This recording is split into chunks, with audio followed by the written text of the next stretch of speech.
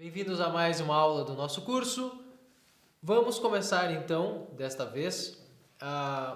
Nós já falamos de habilidades, nós já falamos de capacidades, nós já falamos de conhecimentos necessários e nós vamos começar a adentrar um pouco mais desses conhecimentos necessários, dessas habilidades necessárias, mais especificamente para os estudos clássicos, em se tratando do estudo das línguas clássicas, latim e grego antigo. Então, como eu disse, o latim e o grego certamente dão origem ao vocabulário da nossa língua portuguesa. Nossa língua portuguesa não é nada mais nada menos do que uma construção posterior que é feita a partir principalmente dessas duas línguas, do latim e do grego. Nós temos esta influência latina e grega muito forte mesmo em nossa língua, em nossa ciência, na ciência ocidental, na literatura ocidental. Se nós tomarmos, por exemplo, a retórica portuguesa, ela guarda muito da retórica latina em si, por exemplo. Nós vamos ver a retórica do padre Antônio Vieira, etc. Bom, mas uma coisa é importante que nós tenhamos em mente, que nós temos duas línguas que não são tão estranhas assim a nós. Elas não devem ser assim tão estranhas. E um mito que se conta, um mito no sentido um tanto negativo, uma certa mentirinha que se conta a respeito da gramática da língua grega, da gramática da língua latina, é de que elas oferecem dificuldades intransponíveis, de que elas oferecem um problemão para ser resolvido, como se fosse uma decodificação a partir de símbolos antigos, etc., como se fosse algo impossível de falar, algo impossível de escrever, o que, na verdade, hoje eu quero desmistificar isso e quero falar principalmente de quais serão realmente os teus obstáculos nesse caminho do latim e do grego e onde tu deves, inicialmente, nos estudos gramaticais, depositar a tua atenção. Tá? Então, essa aqui é a primeira pergunta. Quais serão os reais obstáculos do estudo da gramática latina, grega e também da língua portuguesa, para quem tem menos noção da língua portuguesa? Quais são as diferenças dessas gramáticas? E do que nós estamos falando quando estamos falando de uma certa dificuldade do latim ou dificuldade do estudo do grego? Bom, a primeira coisa que eu destaco aqui a respeito desse assunto, primeira grande diferença que nós temos aqui quanto a latim, tá? Então, latim, grego antigo e português. E eu estou aqui falando de grego antigo, logicamente.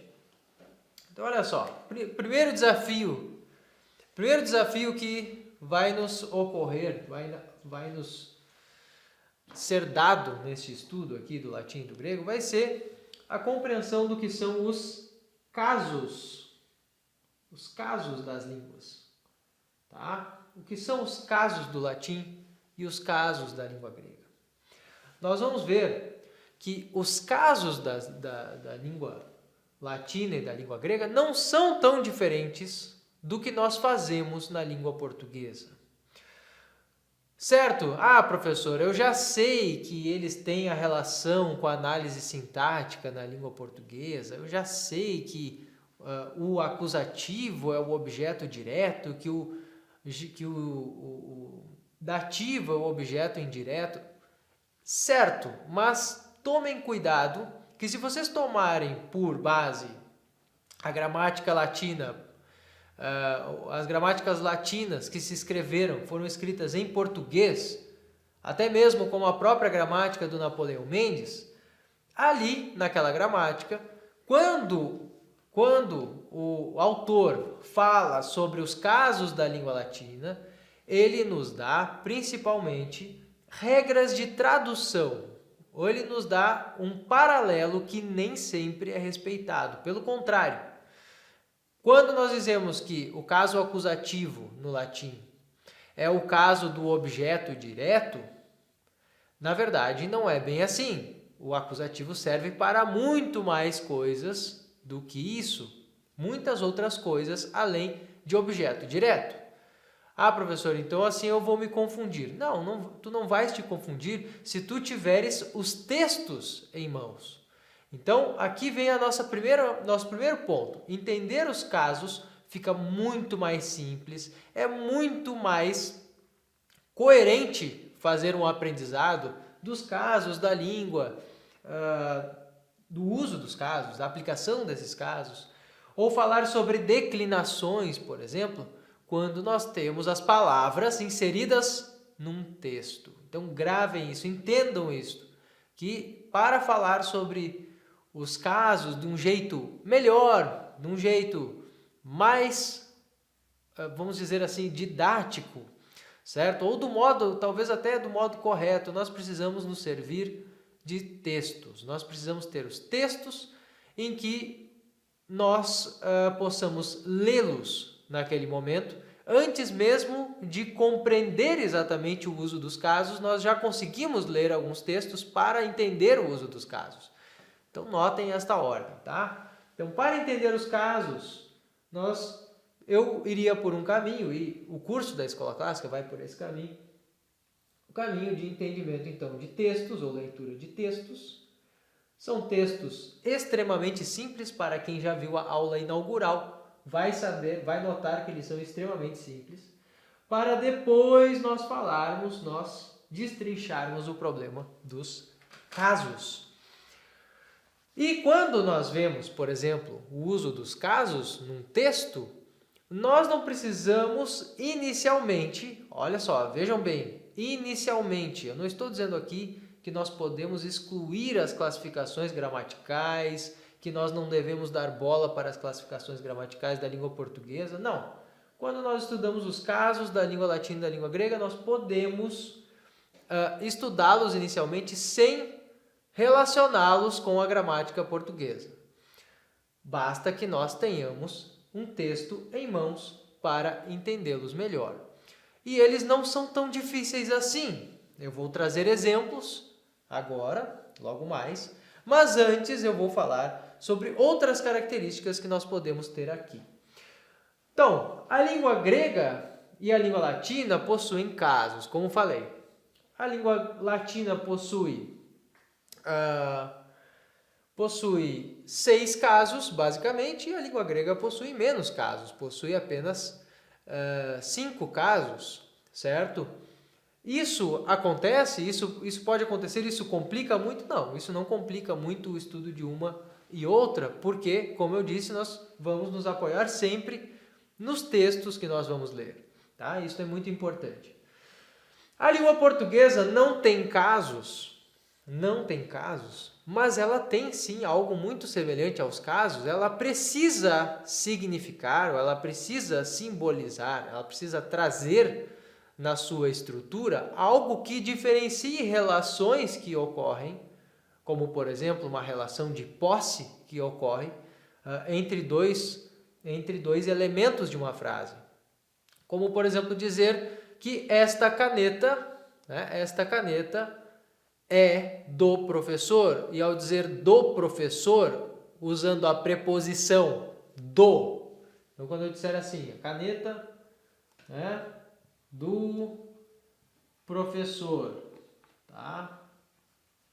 Quando eu digo isso, caneta do professor, eu estou por meio, aqui na minha língua portuguesa, estou por meio desta preposição, mais o outro substantivo, eu estou expressando uma relação de posse, dizendo que a caneta é do professor, ou seja, o professor possui esta caneta. Tudo bem? Na língua latina, a diferença na língua latina e na língua grega é que ao invés de usar sempre essas preposições, eu vou mudar o fim das palavras. Como é que funciona isso? Então, se eu quero dizer que a caneta, por exemplo, calamum, calamum, magistri, é do professor. Professor é magister. Vamos ver aqui. Então, escrever com uma cor mais forte. Magister. Magister. certo? Agora eu quero dizer que a caneta é do professor. Melhor, seria aqui calamus, na verdade, calamus magistri. Do professor, magistri. Ótimo! Ao invés de ter magister, que é apenas o nome professor em latim, apenas a palavra professor, eu terei de dizer magistri e eu já signifiquei que é do professor. Então eu tenho que escrever em latim de magistri? Não tem preposição. Não vou dizer de ou do. Não tem isso em latim. Eu apenas mudo o fim da palavra. E quando eu mudo o fim da palavra, eu digo que esta palavra sofreu uma queda ou uma quebra. E quando ela sofre uma queda ou uma quebra, ela mudou de caso. Caso significa aquilo que caiu. É isto que significa a palavra caso em latim. Que caiu. Qual é o caso da palavra? O caso é o genitivo, aqui em magistri. Por quê? Porque expressa uma relação de posse, expressa uma relação de origem ou posse em que algo é do professor, neste caso aqui, certo? Então nós poderíamos explorar mais esse caso agora, falar mais sobre isso, mas entendam, quando eu tenho esta relação, quando eu tenho algo que está em posse de alguém, eu não vou dizer de alguém necessariamente, não, eu não vou dizer de magistri ou de magistro ou de, não, eu não vou usar preposição, vou mudar apenas o fim da palavra, que antes eu chamava magister apenas para apontar. Então eu posso dizer magister, isso em latim, né? Eu posso dizer magister, ou seja, eu estou dizendo o nome daquilo que estou vendo. Agora, se eu digo a caneta é do professor, calamus ou o copo é do professor, poculum magistri, o copo do professor. E nós vemos o genitivo, por exemplo, nós vemos este caso em outras línguas. Nós vemos os casos no alemão, na língua alemã. Acredito que no italiano também, em alguns momentos, nós tenhamos o uso de casos, ou pelo menos algumas flexões parecidas com as da língua latina. E outras línguas como o romeno, nós ainda temos casos, são línguas modernas que possuem estas mudanças, né? Em que as palavras possuem esse tipo de mudança, certo? No grego, a mesma coisa. No grego, tá? Eu vou ter, por exemplo, didaskalou, ao invés de didaskalos. Didaskalos é o nome nativo, didaskalou vai ser seria o genitivo, portanto, seria aquele que designa a posse. Tá? Muito bem. Então agora, tá? Nós falamos aqui da diferença de casos. Quais outras diferenças nós encontramos? Em latim eu não possuo artigos. Eu digo Julius, e isto já significa o Júlio. Agora, em português e em grego, aqui sim, em português e grego eu tenho artigo. Como seria em grego? Eu diria ho Iulios. Eu diria ho Dicaiópolis, ho Filipos, que são os personagens do livro Atênade, por exemplo, o material didático Atênade. Tá? Agora eu digo ho Iulios, tem artigo. Ho Didaskalos, o professor, eu uso o artigo. Em português eu digo o professor, o Júlio e assim por diante. Em latim não. Em latim apenas magister, certo? Ou apenas Iulius, ou apenas qualquer outro nome, Marcos, certo? Então, aqui no grego e no português eu tenho artigos.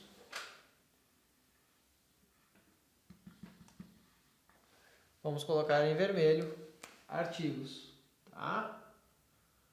Artigo. Certo. Então aqui eu tenho artigo, nessas duas eu tenho os casos.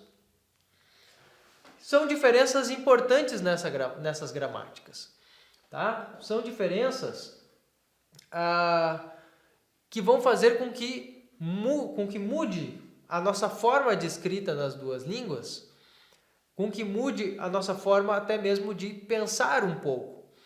E nós devemos tratar o uso dos casos ou as diferenças como se estivéssemos realmente num jogo, como se estivéssemos ali jogando um jogo em que nós vamos falar uma língua diferente, em que nós vamos expressar algo de um modo diferente, com certas restrições, com certas mudanças, que vocês vão conseguir entender facilmente. Vão conseguir entender facilmente prestando atenção, então, exatamente no que eu estou dizendo, tentando encontrar no uso desses casos a relação que eles expressam, o que exatamente eles estão ali fazendo na frase. Não necessariamente ainda dando o nome de uma classificação gramatical na sua regra inicialmente. Não é necessário inicialmente. Depois isso é importante. Muito bem. Muito bem. Então, uma das coisas que nós notamos facilmente que vai acontecer é que português, a língua portuguesa vai se usar muito mais de preposições. A, para, de, com, para expressar coisas que o grego e o latim expressam sem preposições, apenas trocando o fim da palavra. Então, com o uso dos casos, com o mecanismo dos casos, o latim e o grego não vão precisar de tantas preposições o tempo todo como o português, ou uma língua portuguesa, por exemplo. E outra coisa importante nisso é que a parte que muda no fim das palavras, muda a forma escrita das palavras, lá no final da palavra, como eu falei, madis ter, madis tri, Iulius, Iulii, Iuli, vamos pegar um outro, Iulio, por exemplo. Vocês estão vendo que muda o quê? A desinência da palavra. Em português, nós também temos as nossas desinências, mas elas normalmente vão flexionar apenas para nos indicar o número das palavras, certo? Então, apenas para indicar que algo é singular ou plural. Em latim, as desinências, então vamos aqui falar sobre as desinências em geral. Então, no latim e no grego, as desinências vão expressar para nós 3 tipos de flexões. Será a flexão de gênero, de número e de caso. Caso, nós acabamos de ver que é uma das flexões que as desinências apresentam. Número, nós também temos em português a flexão de número. Eu posso dizer o professor, os professores. E o fato de mudar a desinência de or para res, né? Então, professor, isto é uma coisa. Professor, ou melhor, professor, isto é uma coisa. Agora, professor, desculpem, esta é a desinência, tá? Quando eu tenho, então, ali na minha desinência, eu flexiono a palavra para o plural. Então, em número, singular ou plural, também tenho em português. Gênero, eu também tenho palavras que sofrem flexão de gênero em português, como, por exemplo, se eu disser bonito, bonita, acabei de flexionar do gênero masculino para o gênero feminino. Então, tem uma flexão aqui, uma quebra, uma mudança que vai significar que esta palavra é masculina ou que é feminina. Aqui, em latim e grego, também. Então, também temos, tanto em latim, grego e português, as flexões de gênero e número. Com relação ao grego e ao latim, vamos puxar mais uma seta aqui, eu ainda tenho o gênero neutro. Tá? O gênero neutro que vai nos servir para diversas palavras. Diversas palavras terão gênero neutro e os adjetivos também terão a sua desinência no gênero neutro. Tá? Terão sua desinência no gênero neutro, que vai que vai concordar com palavras neutras. Em latim e grego, portanto, nós vamos ter tanto palavras neutras, palavras apenas masculinas, palavras apenas femininas e os adjetivos que podem flexionar assim. Em português também. Em português eu tenho bonito, bonita. Ou seja, um adjetivo pode flexionar em gênero, tanto para o masculino quanto para o feminino. Tranquilo. Agora, o caso, não. Caso, eu vou ter o caso no latim e no grego, tá? Em português eu vou ter algumas palavras, tá? Algumas palavras que vão sofrer certa mudança, que são resquício ainda do latim, principalmente do latim, que elas são mais raras, são muito raras, como por exemplo nós termos os pronomes oblíquos, do caso oblíquo e do caso reto. Tanto é que dizemos caso, né? Do caso oblíquo e do caso reto, que vem lá do latim ainda do acusativo e do dativo, certo? Mas isso é uma pequena exceção na língua portuguesa. Agora, a língua portuguesa em geral não tem os casos. Muito bem, essas são as principais diferenças que nós vamos ter aqui. Nós vamos trabalhar, quando nós estudamos essas diferenças aqui, as palavras, elas nos aparecem de tal modo que nós não precisamos o tempo todo ficar, né, como eu posso dizer, ter colas dessas palavras, ou usar o dicionário o tempo todo para saber se uma palavra é masculina, feminina, neutra. Não, nós precisamos apenas treinar um pouco, ler os textos e trabalhar em cima desses textos de uma forma bem tranquila, muito leve pode ser este trabalho, ele não precisa ser absolutamente duro. Sim, vão vir momentos mais desafiadores, mas em geral nós temos que ter um estudo bastante fluido, né? Um estudo bastante constante, e para isso não é bom que nós tenhamos sempre surpresas o tempo todo, e nós não vamos ter surpresas o tempo todo. Muito bem, pessoal. Agora vamos a alguns exemplos aqui. Vamos a alguns exemplos aqui de frases que mostram essas distinções gramaticais, tá? Então eu tenho assim, em latim, né? Em latim, Julius pater est. Em grego, Iulios, pater,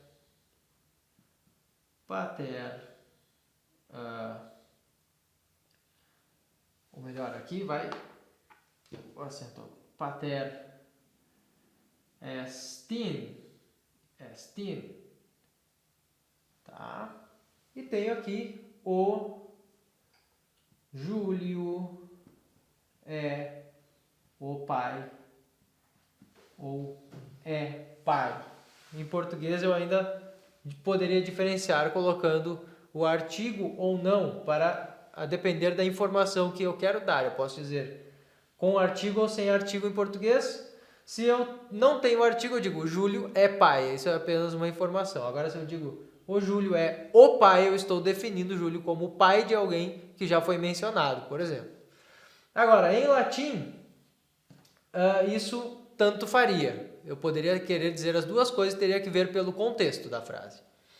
Em grego, a mesma coisa, tá? Mas em grego eu também poderia usar o artigo ho pater estin.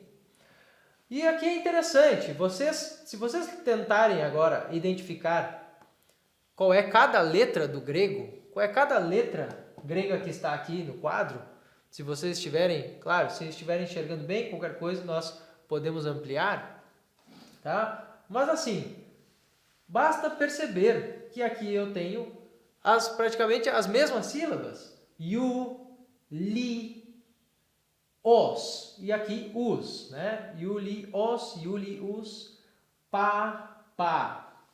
Ou seja, pi mais alfa, pá. Ter. E aqui ter também. Ou seja, tal, eta e ro. E aqui T, E e R. R, em latim. Aqui tem os mesmos sons, as letras têm os mesmos sons. E aqui est e estin. Notem a semelhança também dessas línguas, assim como no português. Essas línguas têm uma origem remota comum do indo-europeu. Tá? Então, essas diferenças que nós vemos aqui são diferenças que eu já apontei. E uma coisa interessante aqui nessas frases que estão aqui separadas é que nós temos o mesmo tipo de verbo de ligação, o mesmo tipo de verbo e de forma muito semelhante, escrito de forma semelhante, também por conta dessas raízes, que é o verbo est, estin e é. Nós temos aqui. Bom, quando nós percebemos essas semelhanças, quando nós percebemos essas diferenças entre essas gramáticas, nós vemos que nós temos agora nós temos que tentar ao longo do estudo, da leitura dos textos, diferenciar os padrões. Portanto, nós diferenciamos esses padrões e tentamos avançar cada vez mais para entender o modo como as línguas se utilizam dos seus mecanismos de casos, ou com as suas preposições, ou com suas conjunções específicas, para expressar algo conhecido. Muito bem. Agora, vamos ver algumas frases com uma diferença de caso mais evidente. Tá? Então, em latim, uma frase muito simples seria Iulius, como nós já vimos, nós já sabemos agora que é um nome próprio. Iulius. Vamos ver aqui. Iulius servum videt. O Júlio vê o escravo, ou vê o servo, certo? Vou melhorar aqui a letra. Servum videt. Como se escreve escravo ou servo em latim? Aqui ele aparece servum. Como falei, eu vou apresentar uma diferença de caso. Bom, no caso nominativo, no caso que é usado apenas para denominar este ser, né, esta condição de servitude, né, um homem na condição de servitude, a palavra que denomina isto é servus.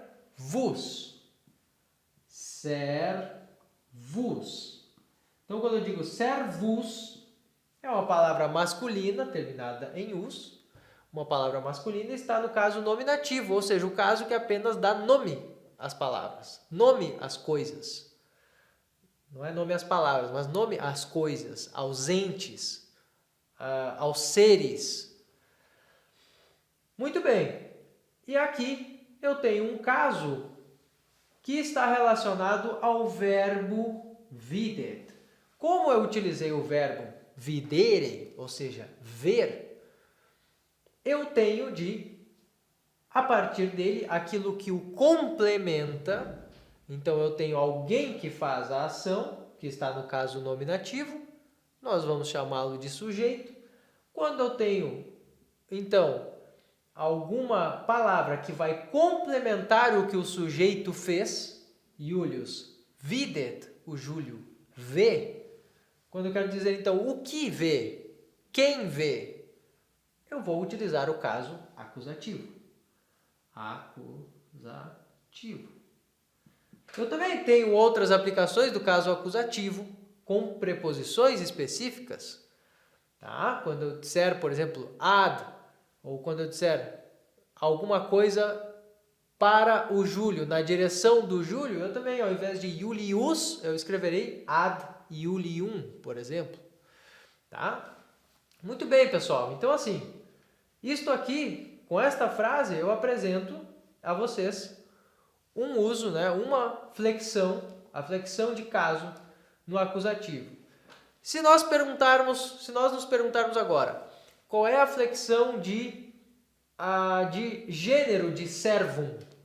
Olha, como nós estamos vendo aqui, até pelas informações que eu deixei aqui para vocês, nós estamos vendo que servum tem o gênero masculino, certo? Tem o gênero masculino. Nós temos a palavra serva também no latim, mas ela não é utilizada frequentemente. Para o feminino de escravo ou servo, nós teríamos antilla, tá? Assim como se tem na oração, por exemplo, et antilla domini, tá? Quando se tem na oração do Ângelus, por exemplo, né? Eis a escrava do Senhor, por exemplo, tá? Eis a serva do Senhor, isto é uma coisa. Mas em latim nós não usamos muito serva, como aparece até em alguns materiais didáticos muito duvidosos, brasileiros, tá? Então não se usa serva, mas sim antilla, certo? Então assim, Julius servum. Aqui eu sei que está no acusativo, eu sei que a palavra é masculina porque está terminada em se fosse feminina, no acusativo seria em porque seria serva, tá? Embora não seja bom, eu só estou usando como exemplo. Mas nós temos aqui servum, está no acusativo e é uma palavra masculina. Masculina. Certo? E a flexão de caso? Será que eu estou falando de 2 escravos? Ele vê 2 escravos ou mais? Né? Ou ele vê apenas um? Olha, pelo meu contexto, pelo que eu tenho, e até mesmo pela semelhança sonora desta palavra, servum, eu noto que aqui está em número, flexionado em número como singular. Então é singular. Ou seja, é apenas um escravo, apenas um servo ao qual ele se refere. Agora, para ser masculino, acusativo plural. Bom, eu posso ter servos. Servos. Tá? Para dizer, aí sim, o Júlio vê os escravos. Ah, professor, mas então eu não posso escrever Julius videt servus, como tu disseste antes, mostraste aqui? Não pode. Não pode, porque eu já usei o verbo e isto aqui é um complemento do verbo. E o verbo videt pede o quê? O acusativo. O verbo videt é que manda nesse negócio. O verbo videt não permite, nesta situação aqui, não permitiria, e nas outras situações simples, não permitiria, portanto, o uso do caso como complemento, caso dativo, por exemplo, ou outros casos. Ele não teria, portanto, a possibilidade de pedir outro caso para a palavra que o complementa. É isso que nós devemos entender. Como diferenciar isso nas frases, professor? Muito simples. Se eu tenho a palavra no nominativo, já reconheci o nominativo em us, pronto, eu já sei que é este nominativo que está ligado aqui ao nosso verbo videt, a ver. Certo? Muito bem, pessoal. Agora, para fecharmos aqui, nós ainda podemos ter isto aqui assim. Ho Iulios blepeiton dulon. Então, ho Iulios blepei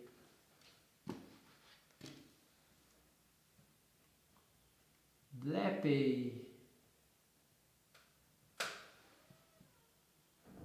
ton dulon. Aqui eu tenho o nosso acusativo. Hoiulios blepei. Qual é o verbo? Qual foi esta frase aqui traduz a anterior. E este aqui é que é o nosso verbo. Então, o que significa? Videt, vê. Então, blepei, ele vê. Hoiulios,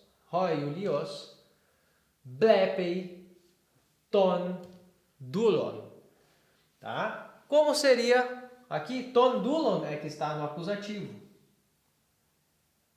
Mesma coisa, mesma regência do latim. Notem como isto é semelhante, e realmente é semelhante em boa parte dos casos.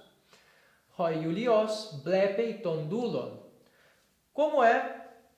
Tá, então assim, primeiro eu falei aqui a flexão de caso, mas agora nós já conseguimos dizer aqui, pelo exemplo anterior, se eu disse que é uma tradução, então nós já sabemos que ton dulon é acusativo, é masculino, tá? Masculino. E é singular. Singular, certo? Muito bem. Muito bem. Hoiulios blepei ton dulon. E como seria então o nominativo de ton dulon? Seria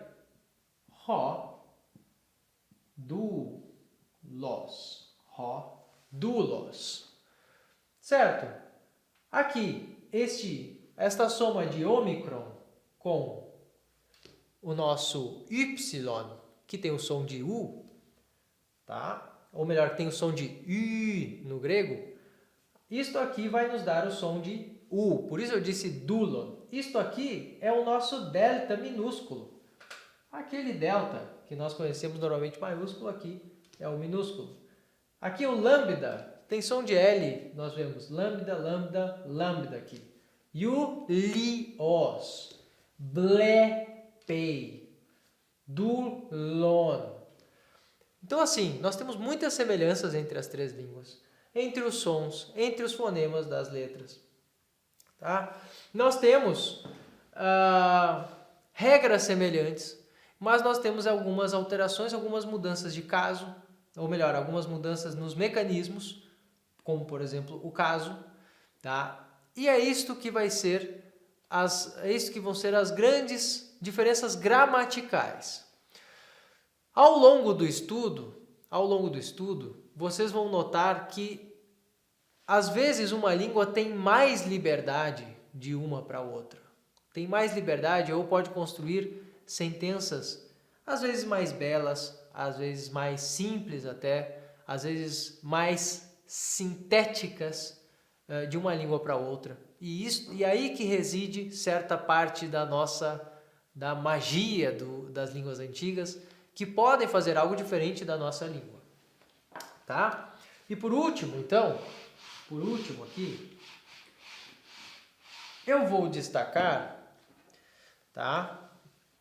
Algumas habilidades necessárias, certo? Algumas habilidades e algumas práticas necessárias para que nós façamos um bom estudo. Como falei, nós vamos precisar memorizar palavras durante o nosso estudo, certo? Nós vamos precisar memorizar essas palavras. Então nós temos aqui um problema da nossa memorização. Nós vamos ter aqui, então, antes da memorização, nós sabemos que a nossa leitura tem de ter sido muito boa e de que ao ler uma palavra eu precisaria ter feito um trabalho muito bem feito de imaginação. Então não adianta ouvir dulos ou ouvir servos e não imaginar isto, não imaginar exatamente a coisa em si, ao invés de traduzir para escravo ou traduzir para servo em português. Não, eu digo para vocês, servos, imaginem isto diretamente. Agora eu digo dulos, Imaginem isso imediatamente. Então tenho também, tá, a imaginação na minha leitura, a memorização das estruturas e das palavras e dos significados. E nós vamos ter também o estudo e as diferenciações gramaticais da gramática. Então nós vamos praticar as regras gramaticais ao longo do nosso estudo. Nós vamos também, por fim, fazer um estudo de repetição de exercícios para que tanto a nossa imaginação melhore, quanto a nossa memória, quanto a nossa capacidade gramatical, ou melhor, a nossa capacidade de utilizar as regras, de lembrar das regras também. E aí nós vamos ter aqui o exercício, ou os exercícios, certo? E podemos, por fim, voltar ao nosso ciclo. E assim vai ser o nosso estudo. Nosso estudo vai ter essas etapas que nós, ou melhor, estes pontos aqui a serem melhorados em sua qualidade, a serem treinados, a serem exercitados o tempo todo. Ou seja, são pontos para os quais nós podemos olhar para encontrar nossas principais dificuldades ao longo desse estudo. Isso vai ser muito útil, eu tenho certeza que vai ser muito útil a vocês, mesmo que vocês já soubessem exatamente dessas coisas. Tá? Lembrar que talvez alguma dessas partes nos esteja faltando, que alguns desses exercícios ou da ênfase na qualidade desse exercício esteja faltando, vai nos fazer bem, sempre faz bem. Certo? Muito bem, pessoal. Então, hoje nós entramos neste estudo, já falando do estudo do latim, do grego, tá? Da gramática latina, da gramática grega e de como isso se reflete na nossa gramática portuguesa. E nós estamos aqui, portanto, já falando diretamente dos estudos clássicos, do início dos estudos clássicos, que é o estudo do latim e do grego. Nesse sentido, tá? Nesse sentido nós temos o aprendizado de duas línguas que construíram uma literatura inteira para que depois surgisse toda a literatura ocidental por cima dela, né? Como usando da literatura grega e latina como uma base, certo? E quando nós nos deparamos com esses mecanismos, com esse modo de dizer as coisas, com estas gramáticas, é que nós temos aqui, nós começamos então a entrar no centro dessa cultura, nós começamos a observar algo que está lá, na origem desta cultura que nós estamos tentando absorver e entender melhor para também compreender a ciência, para compreender a filosofia clássica desses povos, tá? E tudo isso que nós herdamos até hoje. Muito obrigado e até a próxima.